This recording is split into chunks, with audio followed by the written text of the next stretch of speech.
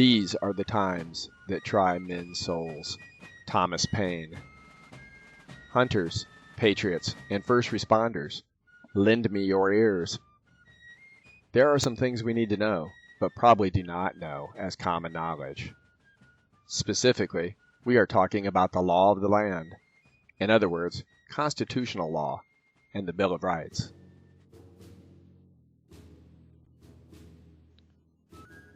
Our American Heritage. Prior to Thomas Paine's publication, Common Sense, the writing of the Declaration of Independence and the colonists informing the English king's men to leave our shores, the 13 English colonies had local government groups called Committees of Safety. In fact, all 56 signers of the Declaration of Independence were members of this early body politic of self-representation. Should we care to know this now? We surely hope so. It is vital to our survival if we ever expect to return this out-of-control oligarchy back to a republic. Article 4, Section 4 of our United States Constitution guarantees to every state in the Union a republican form of government. Our public school system has failed the nation going back several generations in teaching the people about our American heritage.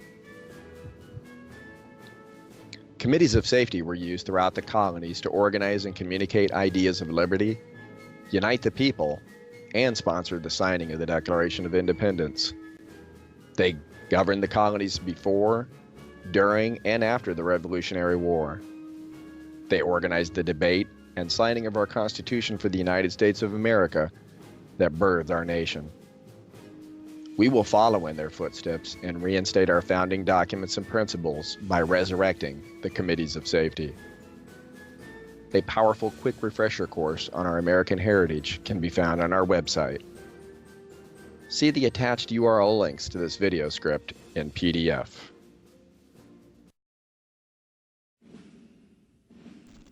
What are Committees of Safety?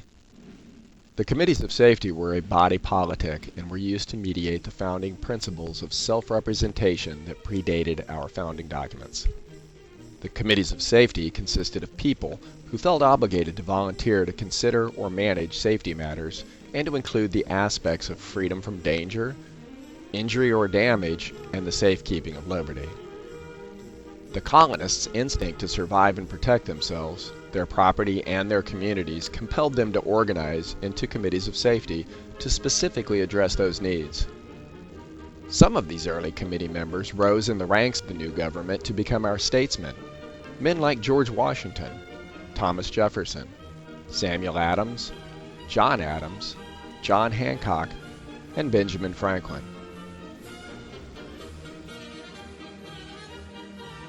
Who can join Committees of Safety? Who among we the people will take the responsibility to learn the Constitution and Bill of Rights? These people will come from Second Amendment groups, first responders and patriot groups, oath keepers, or from ex-military or militia such as the VFW, American Legion, and retired veterans. Basically all people who are interested. Download National Liberty Alliance's free common law handbook for jurors, sheriffs, bailiffs, and justices.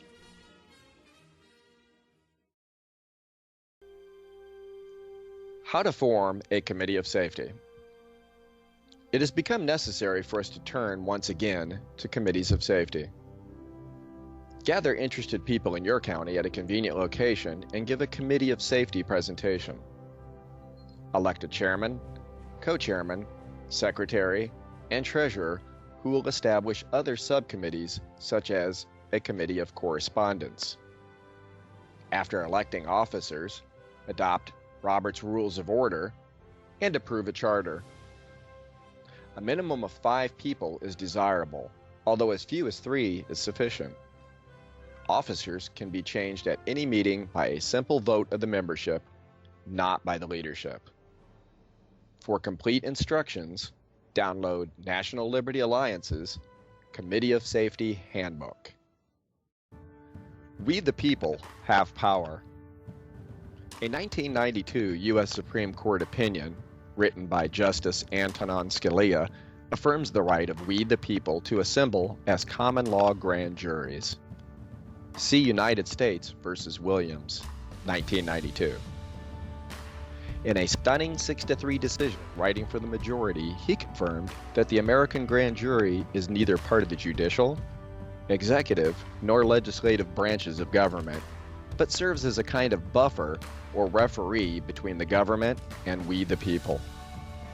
It is in effect a fourth branch of government, governed and administered to directly by and on behalf of the American people.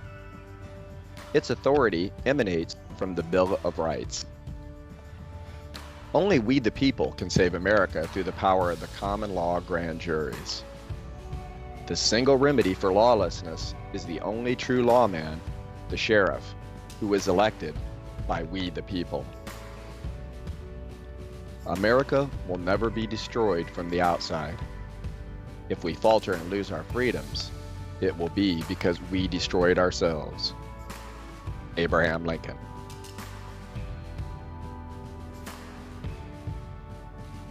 America, a common law nation.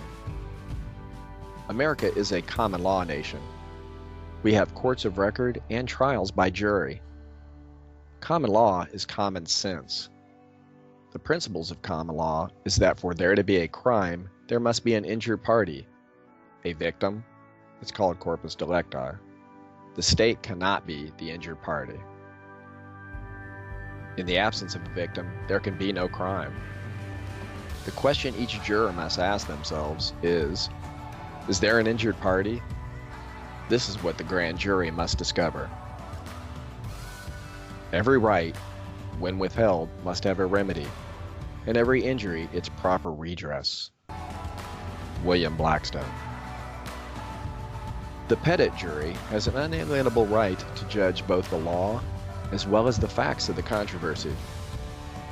John Jay, First Chief Justice, United States Supreme Court, 1789. Read National Liberty Alliance's jury nullification and the Second Amendment document.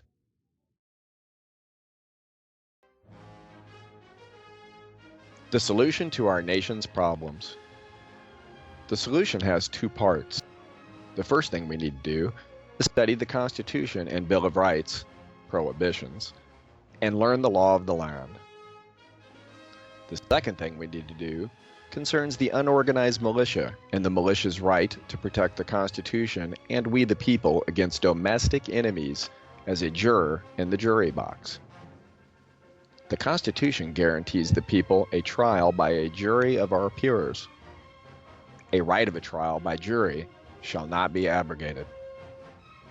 It is the right of the people to share in the governing of ourselves and to secure our government by participating as a juror. It is our duty. It is our responsibility.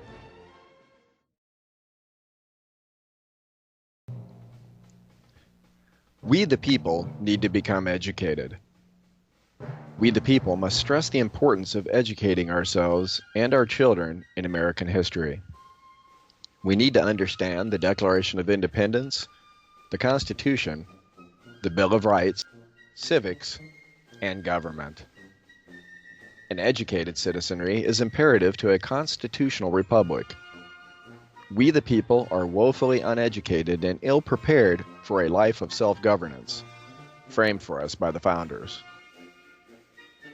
For over a century, not only has the true history, law, and principles that define and limit all government been incrementally eliminated from the American education system and replaced by revisionist lies, but every state now ignores their own laws requiring a civics education. The Constitution is not taught in K through 12, colleges, universities, or even law schools. The state of American education is so deplorable that currently as many as 80% of first-year college students require remediation. A committee of safety can address this problem by guiding the content of the material our students are being taught. As Thomas Jefferson said, if a nation expects to be ignorant and free in a state of civilization, it expects what never was and never will be.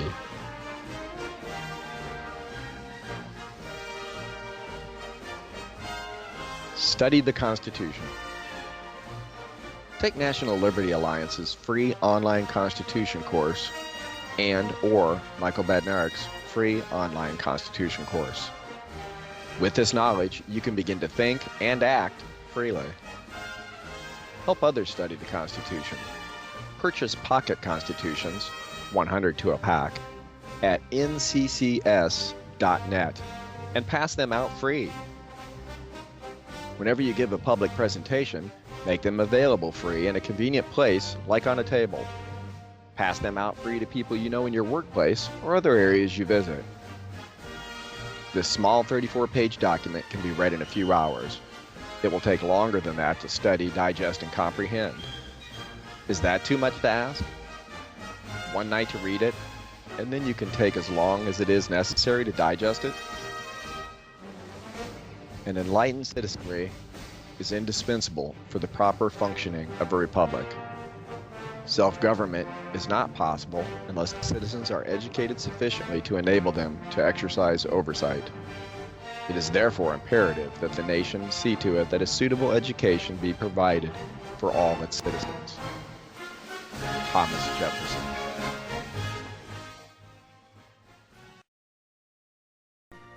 Our rights are being trampled on daily by the judicial system. Why does the public school system fail to teach our students basic government, civics, and the law of the land? In other words, the Constitution and its Bill of Rights, so that we the people can become competent jurors able to judge both the law and the facts. Since it was we the people that created the three branches of government, it would follow that they are subservient to we the people. Our laws were written so that we the people would have liberty and freedom to go about our daily lives as responsible citizenry of our communities, and to limit and contain the actions of our servant government. It was written to chain down their action, not ours. Remember, the servant cannot rule over the master. Can the clay rule over the potter? America was led astray from sound government within the first century of our new republic's founding, predating the War of 1812. It was hidden well by our lack of understanding of history and with the passage of time.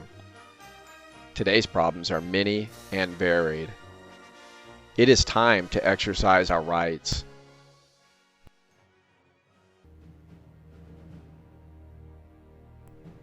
The people's rights and responsibilities. The unorganized militia's responsibility is to keep and bear weapons in defense of ourselves and in defense of those for whom we are responsible, our families, our neighborhoods, and our country. To keep means to own, to have, to maintain, provide ammunition for, and to carry loaded weapons without government funding. The Bill of Rights, or Bill of Prohibitions, restricts our government from interfering with this natural right or any natural God-given rights. Common law and natural law are synonymous. Therefore, under common law, we the people are judged, ruled, by the governor of the universe. It is the Bill of Rights which belongs to we the people. It instructs our servants as to what they cannot do. No law shall be made to control the behavior of the people. Man is endowed by his Creator with certain unalienable rights, that among these are life, liberty, and the pursuit of happiness. These natural rights are not transferable, nor is any government allowed to interfere with them. They cannot be given away, nor can they be taken away. Man's creation does not have power over man's Creator. Only people are sovereign and have rights. Bureaucrats in their capacity are not sovereign and have no rights nor immunities when they have a duty to speak. The Constitution is the law of the land and was designed to restrict the actions of our servant government so that we may remain a free people. It instructs, limits, our servants on what they can do in Article 1. Section 8, Clauses 1 through 18. If it is not written in the Constitution, then the Congress has no authority to act. Thomas Paine said, "If there be trouble, let it be in my day, that my child may have peace."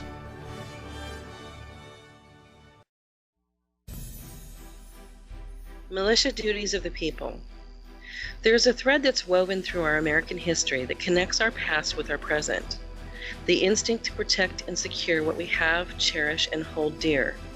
The first and second duty of the militia to defend against enemies foreign and domestic epitomizes that philosophy head-on and is the basic reason for a need to revisit this early body politic now, as we turn a page in history with we the people's attempt to recapture our republic and to reinstate our founding principles.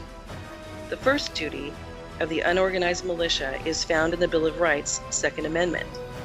A well-regulated militia being necessary to the security of a free state, the right of the people to keep and bear arms shall not be infringed.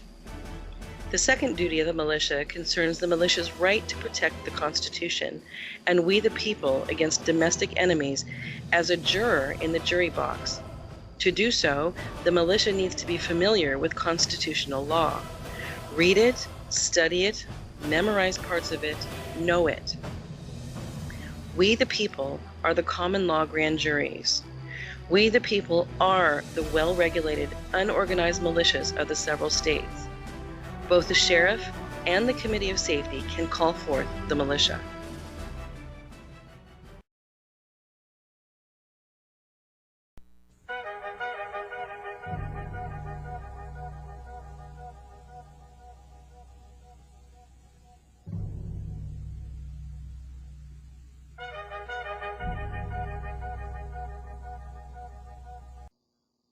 Who are the militiamen? The Militia Act of 1792 states that all able-bodied men between the ages of 17 and 45 capable of carrying a weapon into battle are the militia of the several states.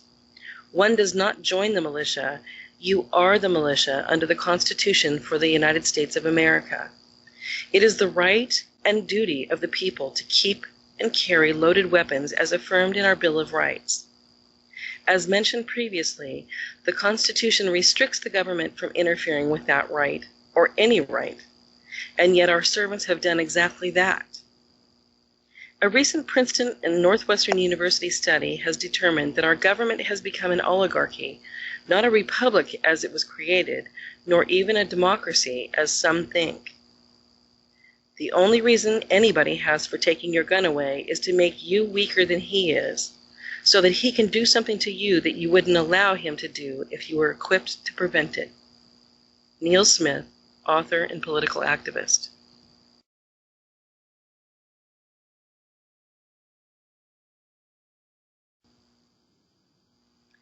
Militiamen defend against enemies foreign and domestic.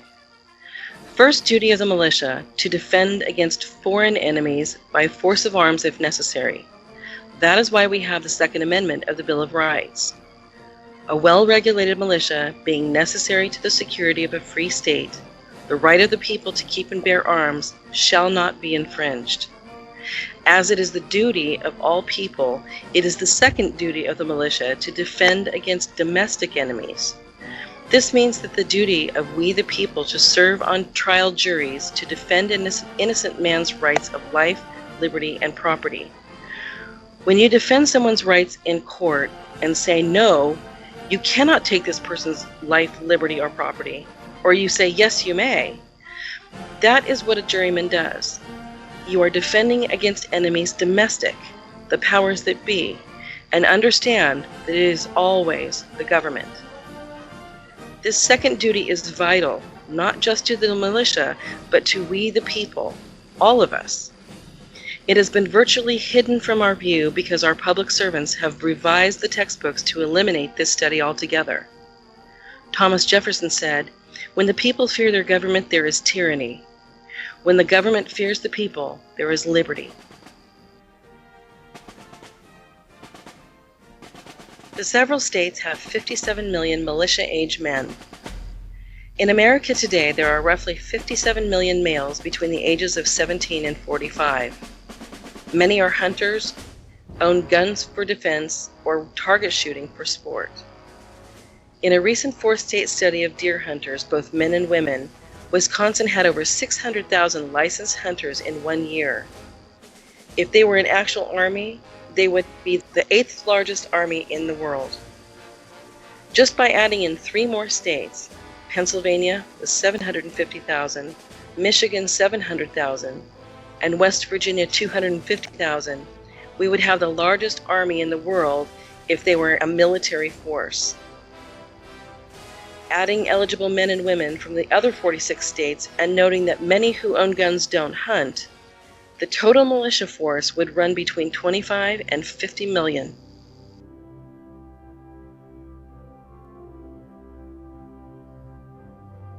The militiamen as a neighborhood watch. Think of the millions of eligible militia as a neighborhood watch. Think of them as the cavalry or the men and women in white hats. The militia operates under the constitutional authority and chain of command of the elected sheriff, operating in all 3,133 counties and parishes. That works out to an average of 18,000 per county. Clearly, some counties are sparsely populated, while others are overpopulated. This is just an average. Only we, the people, through our committees of safety, can save America. Please join us. It is time to take America back. Visit our National Liberty Alliance Welcoming Committee homepage.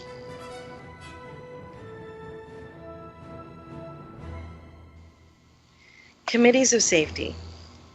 Committees of Safety, a powerful people's voice at the county level, the key to taking back our republic. All 56 signers of the Declaration of Independence were members of a Committee of Safety. We, the people, are working to reestablish committees of safety in all 3,133 counties and parishes in the nation to regain a voice in local government. It is time to take our courts and our nation back from those who would do us harm, and we need your help. Learn how to form a committee of safety in your county now. Download and read the handbook at www.nationallibertyalliance.org/COS. Join us. We need your participation. National Liberty Alliance, www.nationallibertyalliance.org.